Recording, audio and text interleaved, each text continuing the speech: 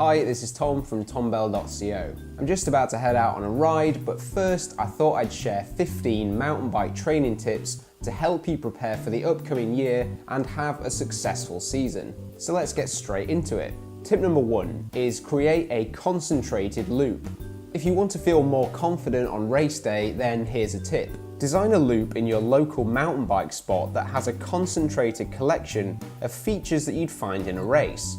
Include a few corners or berms, a steep climb, and perhaps a rocky or rooty descent. You can then ride loops to dial in the sensation of riding fast on this terrain, which will really help prepare you for off-road racing when the season comes around. Number 2 is work on specific pedaling. What specific pedaling, you might ask? Well, pedaling dynamics are very different from discipline to discipline, i.e. road cycling to mountain biking. Mountain bikers produce power in a low cadence, high force fashion when riding off-road. On the road though, most of the pedaling time will be at higher cadences, whether that's high or low force, i.e. coasting in the bunch or hitting a climb. This places unique demands on the muscles of mountain bike racers and therefore needs to be trained adequately. You can work on this in dedicated mountain bike rides or just knock a few gears down on some of your road rides. So number 3 is vary your training. Making sure you have a multitude of different sessions in your arsenal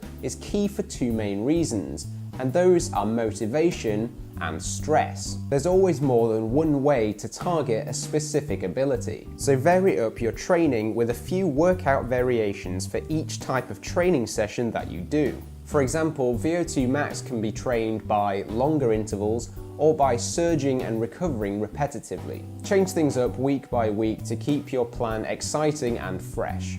Number 4, try out block periodization. Block periodization is the concept of developing one specific ability by blocking multiple sessions together to create a greater specific stress. The idea then is to maintain those gains. In practice, this might look like 5 interval sessions in the first week of a 4-week block, and then 1 maintenance workout per week for the remaining 3 weeks. This is in contrast to a more linear periodization model where for the 4 weeks you'd have 2 workouts each. The benefits that result can be a greater improvement in a particular part of your mountain bike fitness, and often one that's very specific and critical to race performance. I've just recently written a post on block periodization on tombell.co, so if you want to learn more about this concept, then feel free to head over there. Number 5, mountain bike recovery rides on the road. Recovery rides are often best done on the road because of the consistent surface, gradients, etc. Try getting more time on your mountain bike simply by riding it on the road for an hour or so on a recovery ride. This gets you used to pedaling in the exact position you'd race in, optimizing your muscles and conditioning your body to your mountain bike's geometry. You can also test that the gears, brakes, and those kinds of things are working before you actually race. Number 6 is practice your race starts. If you've ever got a bad start in a mountain bike race, then you'll know how frustrating and critical it can be. Even World Cup front row pros can miss their pedal, and it makes a big difference to where you enter the first section of single track when the course narrows down. Practice your starts throughout the build-up to the race season, starting stationary, clipping in, and then initiating a sprint. This will develop your muscle memory and your reaction times, so you'll know exactly where to put your foot on the pedal by the time your racing kicks off. Number 7 is ride more corners. Getting better at cornering is what we call free speed. Free speed is where you have the ability to get faster without much extra effort, and cornering is certainly an area you can capitalize on. Practice things like your line choice, your entrance speed, your exit speed, and your body position, and work on riding a wide variety of turns and berms to dial in your technique. You should find you're more confident, faster, and can make up lots of time that you'd otherwise lose over the duration of a race. Number 8 is working on your vision and looking ahead. Another tactic to get free speed is to develop your ability to look ahead and scan the trail. This is something a lot of us know we should do, but don't actively practice. Try scheduling some specific technical skills rides on the mountain bike, and include some drills where you practice looking further ahead down the trail. Use your peripheral vision to alert yourself to obstacles within close proximity, and then use your central vision to assess what's further down the track. You'll be surprised how much faster you can go the more you practice. Number 9 is take advantage of pump tracks. Pump tracks are fun and as a bonus can teach you how to ride more smoothly when it comes to racing. This is because the whole idea of them is to gain and preserve momentum by moving the body efficiently. Try to find a local track and develop your ability to pump,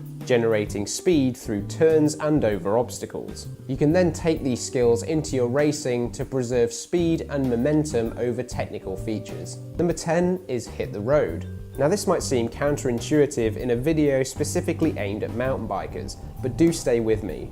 Essentially, you're able to perform an effort without dodging a tree, freewheeling over roots, or having to slow down into a berm.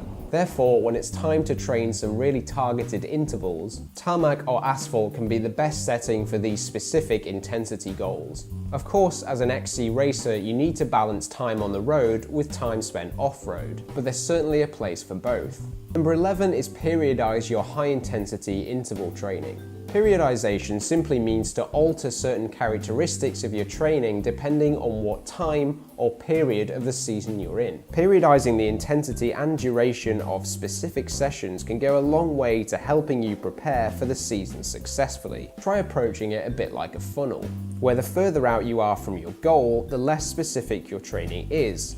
i.e., work more on peripheral fitness and then hone in more centrally as it comes time to peak. This can be done by starting out with longer, low-intensity mountain bike intervals and then progressing to shorter repetitions with a greater intensity. For example, you might progress from 8-minute intervals down to 2 or 3-minute work bouts as you get closer and closer to your goal events in the season.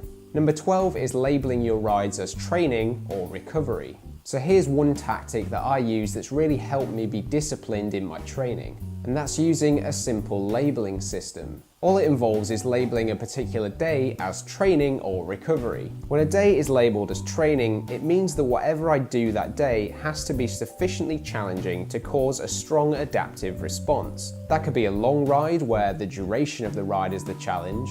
It could be a very intense session, or it could mean training twice in that day to induce greater fatigue. This is a day where you are allowed and in fact encouraged to get tired. On the flip side, if a day is labelled as recovery, then the goal is clear.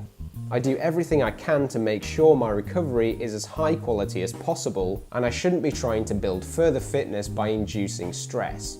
Being very clear and asking the question of what today's label is before every workout, I can be very clear on what I'm doing and why I'm doing it. If you can't assign a label like this to a ride or a particular day, it may be that your plan isn't focused enough, and you might be slipping into a grey area of mediocre training. Number 13 is train heavy, race light.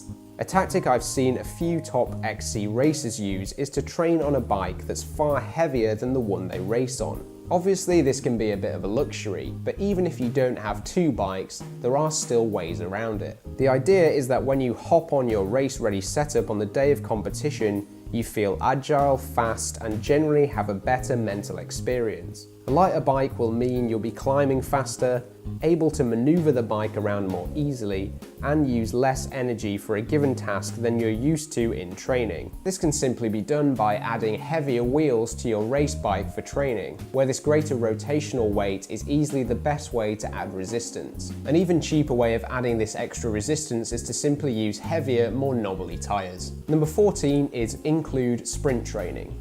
Sprinting is something which I and a lot of XC racers forget about, or at least don't do enough of in training. But it's to our detriment to not train this ability regularly. Mountain bike cross-country racing has been described as a series of sprints out of corners, and it's a huge advantage to be able to lay down a lot of power from a slow speed.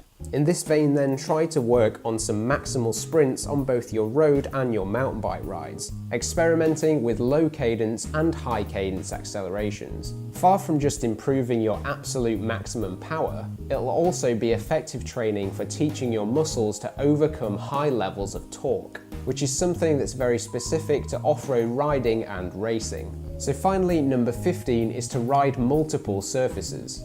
Like the very first tip of creating a concentrated loop that's aimed to make you feel more confident on race day, ensuring you ride on a multitude of different surfaces is also key. I realised this after spending the year racing across Europe and coming into contact with a wide variety of different climates and types of dirt, and it's something I'm incorporating more into my training to the best of my ability. Making sure you know how to ride in everything from mud to sand to dry gravel will put you in a far better frame of mind come race day, as well as increase your speed and your competitive advantage too. Turning up the day of a race and trying to learn from scratch how to tackle an alien surface is far from ideal and can have a large negative effect on obviously your performance, but also your stress levels as well. So I hope those tips help you in your build up to next season. If you've got any specific questions regarding mountain bike training, please feel free to drop them in the comments section below this video. Thanks again, and I'll catch you on another video soon.